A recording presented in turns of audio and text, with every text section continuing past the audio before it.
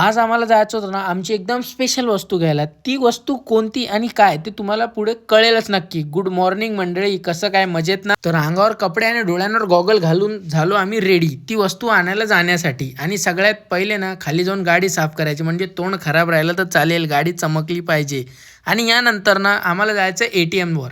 ATMवरनं पैसे काढायचे आणि ती एक मैत्रीण तुम्ही कालच्या व्लॉगमध्ये पाहिलीच असणार, तिलाही घेऊन यायचंय. ती तिथेच राहते तर ती होपफुली येऊन जाईल. ATMवर तो आलो आम्ही, बट ना इथे आमच्यासोबत खूप मोठा स्कॅम झाला. आम्ही ATMच्या आतमध्ये जाऊन पाहिलं तर काय ATM मशीनच गायब, जसं की तुम्ही पाहू शकता इथे.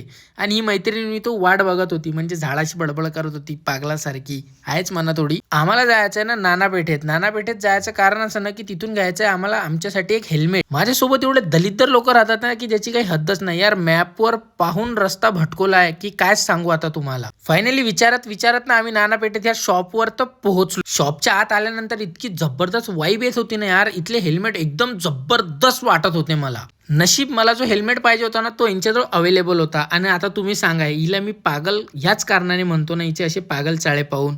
आणि ही साईज मला बरोबर आहे. ही साईज आहे L. मी याच्या पहिले घातली होती ती स्मॉल होती, ती खूप फिट्ट होत होती मला. फायनली मला जो हेल्मेट पाहिजे होता ना तो भेटला. हा हेल्मेट मला खूप दिवसापासून घ्यायचा विचार चालू होता, बट फायनली मी घेतला आज. हेल्मेट घेऊन बिल वगैरे करून एकदम हॅप्पी मूडमध्ये मी निघालो ना आता घरी जाण्यासाठी. इतक्या घाईमध्ये हेल्मेट घ्यायचं कारण असं ना की मला एका टूरवर जायचं. ते कोणत्या ते तुम्हाला लवकर माहीतच पडेल. चला बाय बाय.